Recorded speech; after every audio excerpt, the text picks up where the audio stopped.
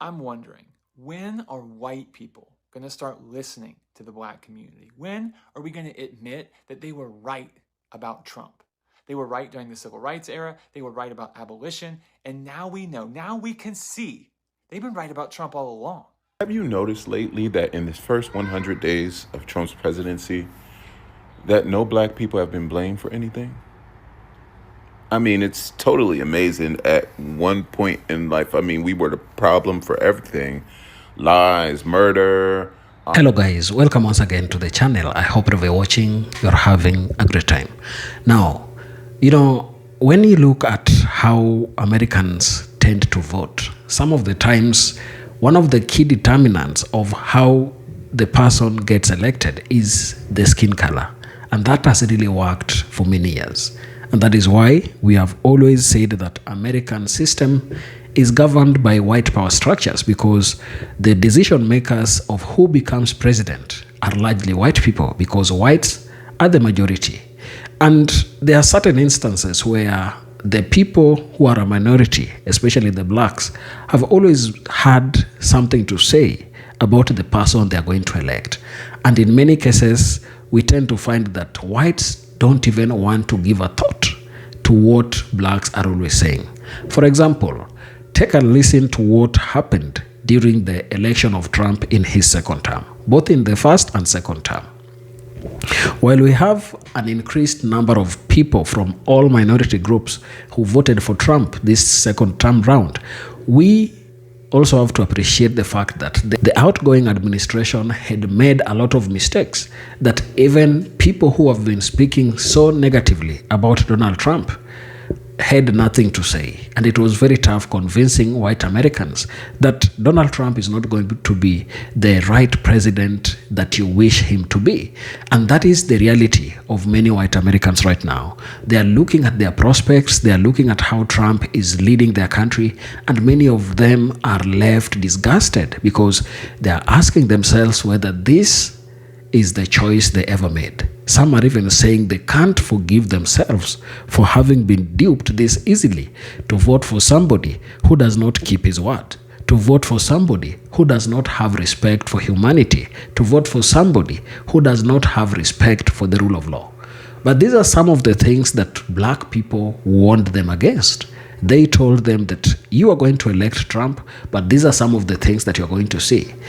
The other time when we were at the funeral of Jesse Jackson, you saw Kamala Harris give a hint and saying that I am not in the business of always saying I told you so, but this time round, that is the truth, I told you so. Remember how Trump always branded Kamala Harris as the person who will take America to war. Who did it this time round? It is Trump himself. He was dragged by Israel to go and hit Iran.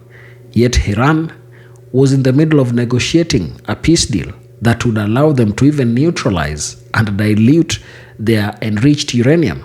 So a lot of things are happening and whites are starting to regret. But one thing that they are really asking themselves, some are asking, when will we appreciate and accept that blacks have been right all along? Take a listen to some of the clips that I've compiled here talking about this entire issue. I shall come back in the end with my commentaries. What's up, America? I'm back with a wonderful message. Have you noticed lately that in this first 100 days of Trump's presidency, that no black people have been blamed for anything? I mean, it's totally amazing. At one point in life, I mean, we were the problem for everything: lies, murder, torture. I mean, robbing people's neighborhoods, just scaring everybody. And I'm like, look at God. You know what I'm saying? Look at what God has done. Okay. He has put these people in positions to be seen, to the very people who worship them. And look at what's happening right now. When you put people like this in charge, when you put hate in charge, when you put people who don't care about anybody but themselves in charge, because sometimes when people are the opposite color, they can't see it until it's right in front of their face and it's attacking them. And I am so grateful and hurt at the same time that they are experiencing what they're experiencing. Because for once in their life, they don't have to blame us. Okay, they can lie and try to push the rhetoric that, oh, it's the left, or it's black people and it's diversity, it's LGBTQ, but that's to deal with the frustration that, hey, they made a mistake. I actually fucked up this time. It wasn't any of these things that this man was talking about, but it was him all along. And now I'm so wrapped up into it, I can't even admit that I'm wrong. This is where they're at right now. MAGA is flipping silently. You know, one thing I noticed about MAGA is they don't really talk about they're wrong. They don't really admit it. When you're in a cult, you don't really want to. You know, you're afraid that, you know, something's going to happen to you. There's going to be some sort of retaliation, or people are going to start looking at you funny or sideways. So you don't want to, especially when you're following someone like Trump, who always tells you that you need to be strong, and he psychologically manipulated you and made you think this thing and that thing. It has you all confused in your head. They don't want to admit it, that they made a mistake when they know damn well they did. But the main thing I'm happy about is that they now see that black people all along just wanted what was best for everybody. We ain't want shit for ourselves. We didn't try to hoard shit for ourselves. We ain't try to take up all the wealth and take people's jobs away, take people's welfare away, throw people's kids, you know, attack transgenders and LGBTQ. That was not us. Our face is not attached to any of this stuff. Our face is not attached to defying the Constitution. Our face is not attached to defying the law. Our face is not attached to any of that. It's theirs. And God sees it. We, right here, we still fighting for justice with the power that they gave us. Okay? We looking out for one another right now. You know what I'm saying? But with the power that America has given black people, which is nothing, we're doing our best that we can. Now you understand why it's important not to disenfranchise people. Because yes, black people could have joined you in this fight if our rights were aligned with yours. But no, y'all wanted to strip us of that. Y'all wanted to strip us of our voice. You want to strip us of our power. And we are the only force that you guys have when it comes to upholding justice and discrimination against people. Because we're the only people who have faced it for 400 years. So we know how to deal with it. But because y'all want to constantly attack us and make us the enemy and listen to these prejudiced, racist, ignorant, homophobic, white colonizers, this is where you have yourself now. Crashing stock market, prices through the roof, can't feed your family, homelessness through the air, attacking democratic states, causing chaos, allowing our weather service to be attacked, allowing our federal dollars to be filtered through, you know, different illegal means, just completely wrecking shop in our government. And it ain't us. So y'all can never blame this. The insurrection wasn't us. And this right here wasn't us. There was a bunch of black faces with Joe Biden, a whole bunch of them. But nobody's experiencing the shit that they're experiencing right now. You can't blame it on Joe Biden. Everybody's talking about Joe Biden. He's a white man. They talking about Joe Biden. But he had a whole bunch of black women that was in his cabinet. And neither one of them are mentioned, besides Kamala Harris. That's the only one that they're mentioning, because she was the front runner who was trying to run for president. So they just going to try to discredit her as promiscuous black woman, like they do every black woman that's in America. They just want to sexualize them and call them, you know, ignorant, and that they didn't get their positions but through sex. That's just what they do here, because they're ignorant and they're retarded and stupid. So, yeah. But aren't y'all happy that the face that is doing this destruction is not us? Aren't you happy that in the history books, they won't see black people raging out doing what they're doing right now to their own country? Well, I can't say their own country, but to this country. I'm happy. I'm happy that black people are on the right side of history right now. Y'all want to know one thing that I really, really love about this election? This election, Donald Trump being projected to be our next president, Donald Trump winning the elections, this shit really proved that black Americans was right this whole time. Like, I really hope y'all immigrants are seeing that us black Americans was right this whole time. Let me tell y'all, so y'all know how, like, all these Hispanics, all these black people from other countries, all these different groups of people come to the United States and they laugh and point fingers at the black Americans. Black Americans this, black Americans that. You know, they always keep saying, y'all been in this country for 400 years. You know, black American community, my grandparents came here with nothing. And now our community is surging ahead of the black Americans. And black people in America, we keep trying to tell y'all other groups of people get funding, get loans, get grants, get opportunities because America was looking out for y'all to smite black Americans because they were angry at our grandparents for changing the country so that y'all other groups of people could come here. Now walk with me on this. I feel like, because y'all know how everybody's confused right now. Everybody's like, well, why did all of these Hispanics vote for Donald Trump? If Donald Trump don't like Hispanics and he's trying to deport people. Well, everybody knew that Donald Trump is a racist, right? I think that a lot of other people of color who voted for Donald Trump, they expected him to immediately put black people on the bottom.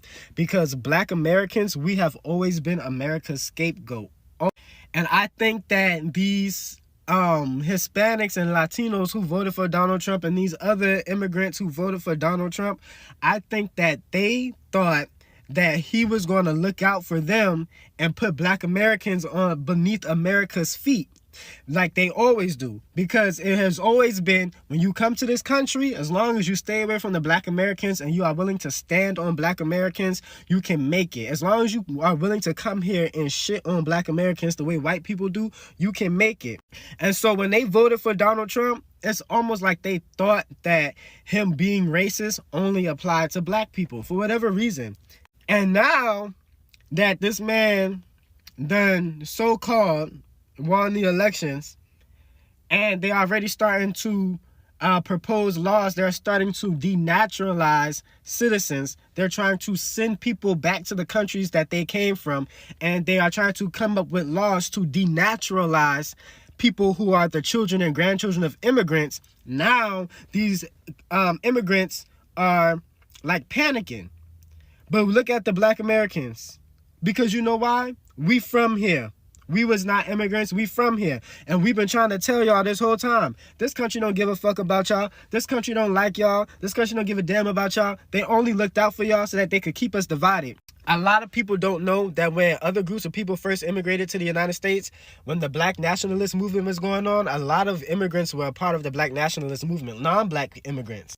And like now, it's like all this division going on where other groups of people don't want to be associated with African Americans. And so now that Donald Trump is getting ready to take office, or that's what it's looking like right now, right? That's what it's looking like. He's trying to get ready to take office because he's proposed to be the next president. Now they're coming up with these laws to denaturalize people. And now these same immigrants who thought that they could spend the rest of their time in this country standing on black people's backs, they're at threat of being sent back to the countries that they came from, or being sent back to countries that they never been to because they were born here. And look at us African Americans. We sitting here watching y'all look stupid. Once again, black Americans, black people, we almost saved y'all asses, just like our grandparents did. And y'all put y'all foot in y'all own mouth, and now y'all panicking because the president that y'all voted for don't fucking... I'm wondering, when are white people going to start listening to the black community? When are we going to admit that they were right about Trump? They were right during the civil rights era. They were right about abolition. And now we know, now we can see they've been right about Trump all along. They got our attention during the George Floyd protests, but we didn't listen. We were just like fair weather fans. But if we could ever get behind this community, if we could ever draw from their wisdom and their knowledge of what America really is at the cellular level, because they've seen this all along, and there is so much we could learn if we would just humble ourselves and move out of the spotlight just for a moment and let them. It wouldn't matter. Listen, it wouldn't change anything. It won't make it won't make us feel any better, but it would just be, I don't even know the word. I'm a writer. I can't find the word right now. But it would be something to just have an acknowledgement that black people were right. we were right.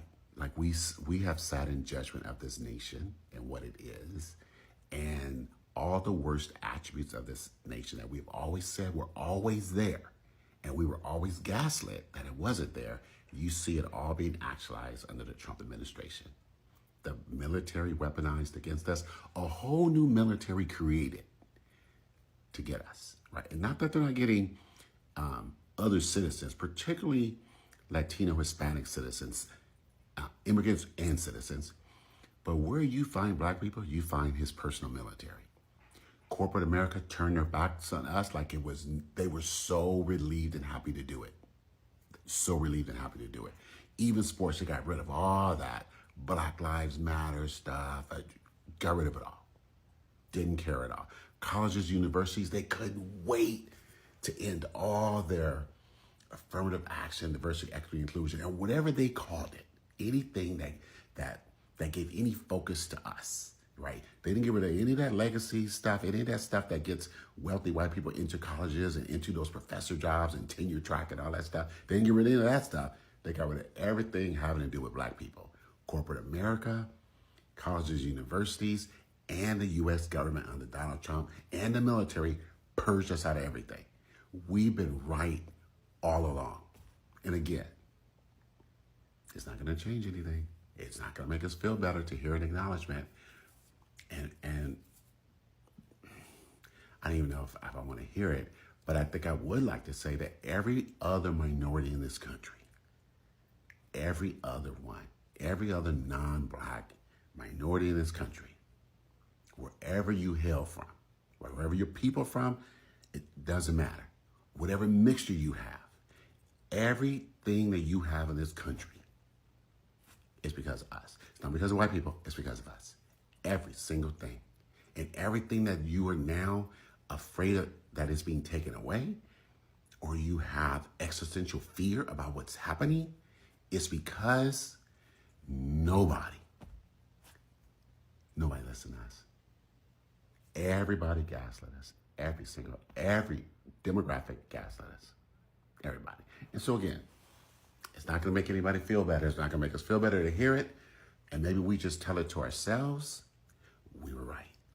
Donald Trump shows me what's politically possible. Trump shows me what presidents can do if they want to do it. Donald Trump shows me what can be said if you are willing to say it. It's not about what can't be done. It's about who has the political will to do it. I don't want to hear a peep from Democrats about nothing until they get the balls to say what's really on their mind in regards to this country and this world. Trump doesn't care if it sounds ridiculous. Trump doesn't care if it makes sense. It's no political correctness whatsoever. As I've been saying for years, the language of politics is dead, and Donald Trump killed it. Period. Well, wow. The mega movement is happening with the black folks. People starting to realize, hey, MAGA don't care about your color.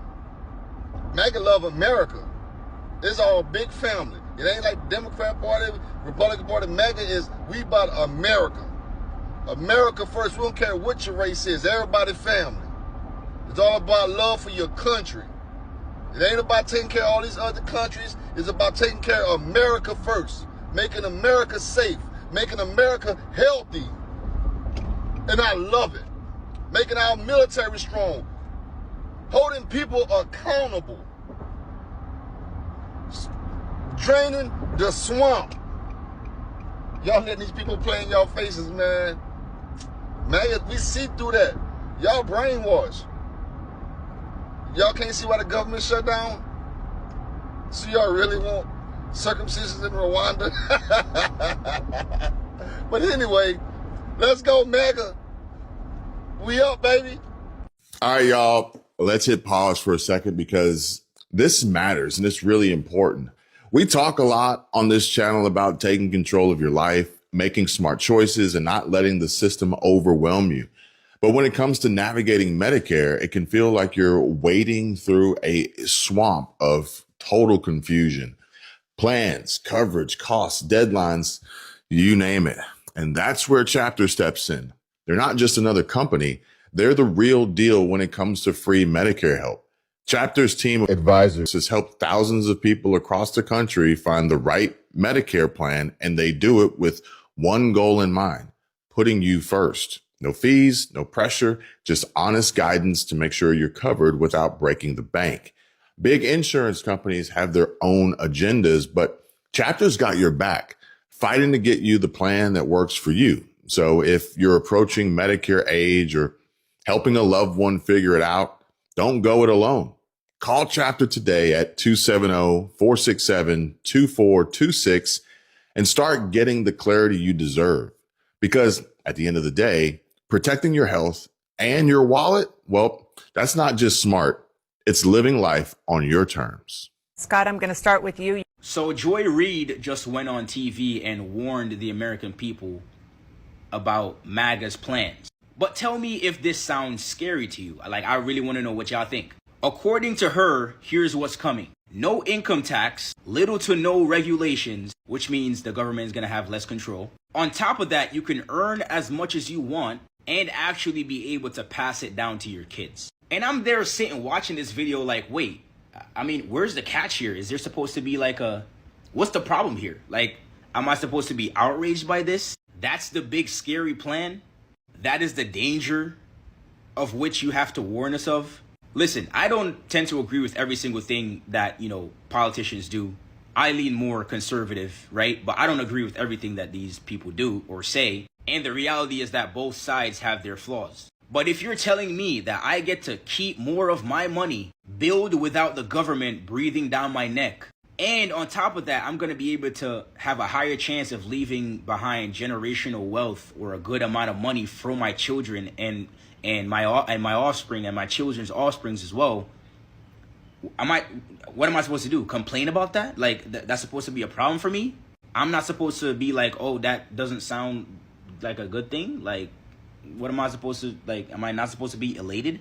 And the reality is that this is where politics kind of gets funny and it kind of gets tricky. They try to treat prosperity as if it's a bad thing, as if it's a threat somehow, which makes no sense and is completely antithetical to what prosperity is. Like, oh no, the people might gain, freedom and be financial and gain a bit of financial independence for once. Oh no. I don't know, but sorry, but if that's a warning, but for me, that sounds like Christmas has come early. That's what it sounds like to me. Y'all mad because she was right? Y'all are mad because Kamala Harris was right. And it's about fucking time she said that shit with her whole goddamn chest. She sat there and she said that at Jesse Jackson's funeral. I ain't want to say it. I ain't want to be right. But I told y'all. She sat there 2 years ago and told y'all dumbasses, and I'm saying these Latinos, these white folks, and these goddamn Asians that put that man in office. She told y'all stupid asses what was going to happen to this country. This country's going to hell in a motherfucking handbasket. Y'all put a fraud in the goddamn office again. A 47-time felon, a grifter, a graper, an SA. You put that in office, you ain't think this country was going to run straight down to hell? Satan, we here. Open the fucking door. And baby, come Texas, y'all sidestepped another black woman. And I'm getting tired of y'all hoes going on the fucking internet talking about we need to come together and fight fascism. Fuck y'all. Let's see how y'all hoes do without us. Y'all gonna stop betting against black. Let me just clarify. Y'all made me obsessed with Charlie Kirk. This came out of the blue for me. I never cared for bro content like that. Nothing against what he said. I was just never interested in clicking his videos to see what he had to say. But y'all made me deep dive and go down this rabbit hole because there was no possible way that y'all seen the same video I saw and half the world rejoiced it. And I'm just sitting here like, there's no way. Immediately I'm sitting here like, bro, nobody deserved to go out like that in front of all them kids, in front of his family. And y'all rejoiced it. Y'all celebrated it. And y'all ain't even had nothing to do with it. So I said, bro, he must have said something. I'm missing something. I'm seeing creators that used to talk about God and is going to get on here and compromise their belief, religion, faith to celebrate death. We're talking about something that's biblical that you should never do. And folks is coming on here doing it. So I said, I got to deep dive into what he said, because is he on the status of Hitler? What am I missing? And somebody said, well, he would have did that for you. Well, I don't care. My morals would never allow me to celebrate death. Doesn't matter who it is. So the fact that you've been compromised, I have to get down to the bottom of it. And not just one person, too many. So y'all encouraged me to go down this rabbit hole to figure out what bro has said for this hate to be sparked up or maybe revealed in a lot of people. And I'm almost satisfied because now I started looking into stuff and I'm like, dang, so you felt like this. Your hate and evilness has been revealed within you. But what you said to what he said is cap. That's not even what he said. That's not even in the full context. So now I'm just starting to, oh, that was a lie. Oh, that was a lie. Wow. So, so now I don't know. So this is really the reality of it, is that most people take talking points. Most people was not familiar with Charlie Kirk. Most of the people that are complaining about him or had something negative to say or even celebrated his passing, they had no clue what Charlie Kirk actually stood for. If they watched the full context of the videos, I'm pretty sure that they would have a better understanding of where he stood. But they basically trying to paint him to be one of the worst people in history because he was trying to stand up for traditional values, bring back people into God, hold people accountable for what it is that they did to their communities, take people out of the Victim Olympics, and have honest, meaningful debate on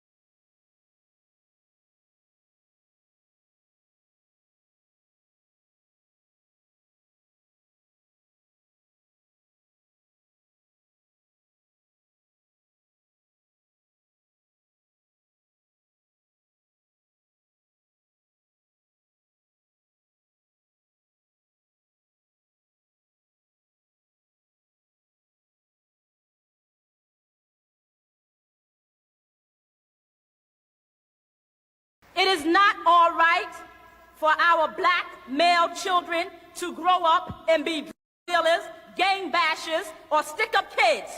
But your negative lyrics and videos are telling them that it's all right. Many of those who came to protest were primarily middle-class adults, educated working people, and parents who were insulted by the negative stereotypes of blacks portrayed in the rap lyrics. But negative rap is a slap in our faces. It lets everybody know to a certain extent that we as black people must have low self-esteem, no respect for ourselves or anyone else, and we just don't care who we hurt as long as we're making the dollar. I've had to endure that ugly N-word for some 400 years now, and enough is enough. Black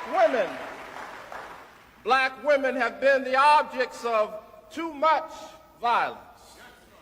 They've been the objects of too much abuse and too much misuse, and enough is enough. The protest was organized by Abyssinian Baptist pastor Reverend Calvin Butts.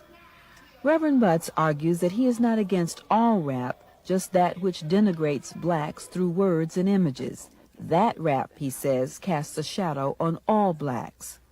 This is not a place, as one young woman stood up and said once, where I hear people being called bitches and whores around every corner and MFs. It's not.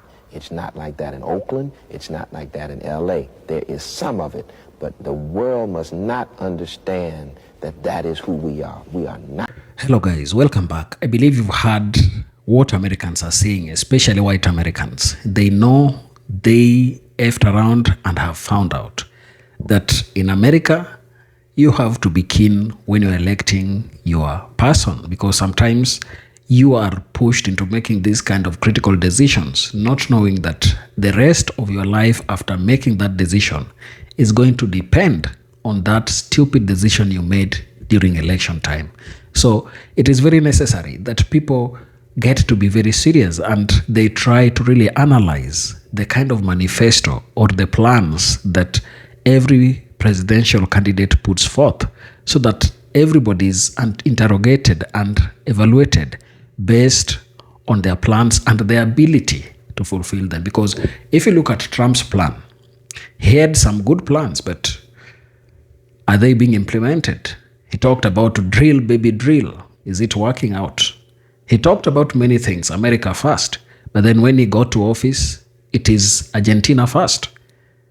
Argentinian farmers are considered and given $20 billion US to get out of financial crisis, yet white American farmers are suffering. So it tells you a lot about who the president white Americans voted is and how is coming along. Many are not happy about his strategies of governance, especially when you look at his foreign policy. A lot of things are not really working out. He has failed and failed spectacularly, if you ask many people who are in the field of foreign and international relations. It tells you also a lot about the temperament of Donald Trump. Presidents who come and praise him, he always gets along with them. But those who try to criticize him or try to pin him down on certain specific issues, he has no time for them. So he is somebody who is just there to always appease his ego and make himself feel important. So why is this so?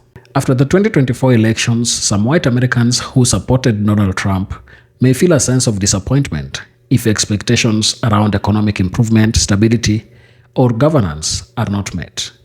When political promises, whether about jobs, inflation, or national unity, don't materialize as anticipated, it triggers a period of reassessment. For some, this reassessment includes recognizing that there are earlier warnings from black communities about Trump's leadership style, policy priorities, or rhetoric may have had more merit than they initially believed.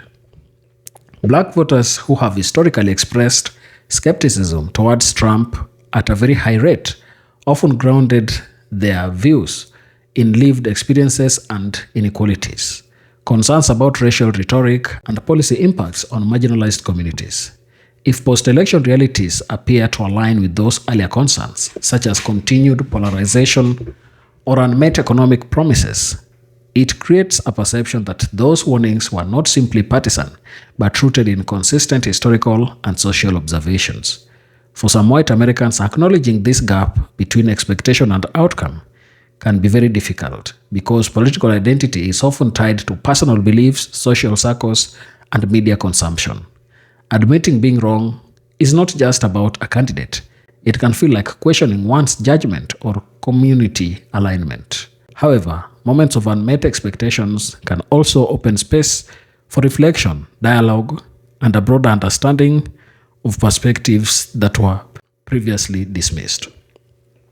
That said, it's important to avoid overgeneralizing other groups, especially when you look at how Trump white supporters have tried to disrespect the perceptions that they were given by black Americans. Public opinions remain diverse and constantly evolving.